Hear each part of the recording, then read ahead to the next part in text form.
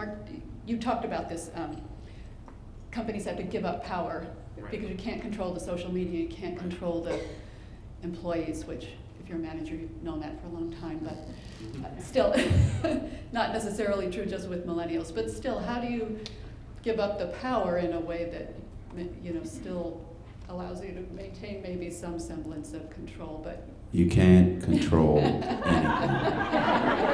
There's no way to control. See, the issue is how their thinking has evolved, right? So I give you an example. As a nonprofit, you want to say a nonprofit that deals with hunger, you want to eradicate hunger. You've built structures, right, to allow you to disseminate money to different areas where you feel like hunger is a bigger problem than other places, right? So you want to be able to get people to give money that care about hunger, care about a cause like hunger, which is a very broad topic, and be able to disseminate that money through your organization so it gets to the people who need it at the times when they need it. Now, a millennial will come in and say, yeah, I care about hunger, but I care about feeding this one particular group of kids that go to this elementary school in Southeast, right?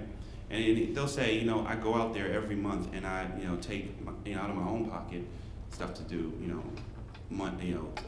food to these kids, and I know a lot of these kids. I know, Jimmy, and I know Thomas, and I know, and they have this connection, right? And they care about hunger, but it's a very micro-focused care, right? And they want to know, as an organization, what are you doing to help me help these kids, right? Can I go out here and, go to my network and give them to give me money? Can you help me do that so I can go back down into Southeast next week with 3 times the amount of food that I had last week, right? And they want to sort of democratize it in that way. So, they understand and they respect the fact that us as nonprofits have the information on where hunger is a bigger problem than in other places, and they respect that, and they definitely want to help elevate that information. But at the end of the day, they want to be able to take these issues that they care about on a micro level and make changes in the best way that they possibly can.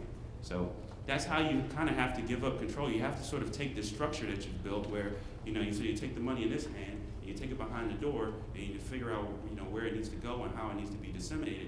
And you kind of have to bring them into that room so they can tell you where these issues, where they care about. So. Yeah, so that moving of dollars is part of the power you're talking about having to give up.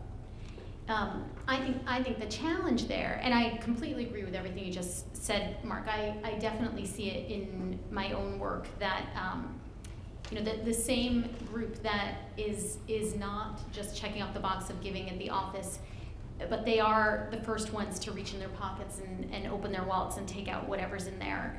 They want to do it in the moment when their heartstrings are pulled, and I think the answer really is to tap into what they already care about. It's very difficult with all the competing messages out there and all the competing very worthy causes to get people to care about something specific. But if you can meet them where they already are, that's something you can really foster and grow. And then I think the big challenge becomes, though, how, like, if I'm looking at our population of 35,000 people in the US firm, I can't be all things to all people. And so I think another part of this dialogue is taking a hard look. I think companies need to take a hard look, and many are doing this already, but as we move from more classic philanthropy, right, to a strategic corporate responsibility strategy where we're really looking at shared value, it's taking a hard look at how those dollars have gone out in the past and saying, what are we accomplishing with this peanut butter effect of giving to 5,000 charities every year?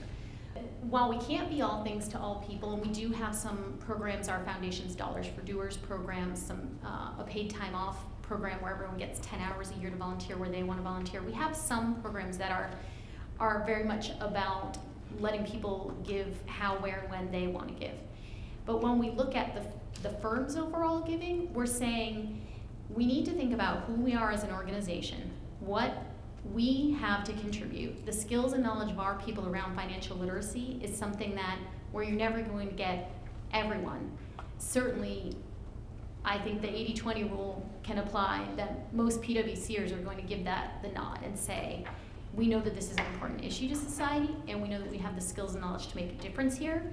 And if not sign me up, at least I'm so glad the firm is doing this, even if I don't sign up, I'm glad, I'm proud to work at a place that does this.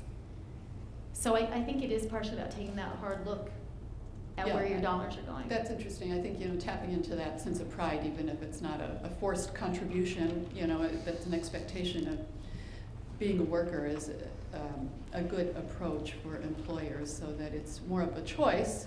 But companies also have started to be more open and transparent and promotional about their philanthropy and the involvement of workers in that philanthropy too, which can help. So the workplace then, kind of to answer my question, is a millennial comes in, and the challenge of the company is to help that worker see the company as a new social group, basically, in a way that they can help recruit and get money for the causes, and money and help to the causes that they care about. And then somehow you have to create an agreement between the workers and the company about what those causes are, that set of causes that might be that. Yeah, I think that's the tricky part, creating that agreement. And it's almost impossible because you don't have any control. And people come in with their own ideas, their own causes. Every single one of them has a side gig these days. I mean, we have to acknowledge that. They're all working on something else at the same time. Nobody just identifies with the place where they work these days. That's over. The lifer culture, I think, both from an economic standpoint, because that's the way companies operate these days, and from the sort of cultural, social side of things has changed. So I think the idea of making it interesting and empowering, and giving them the opportunity, knowing you're not going to get 100%, is, I think, crucial.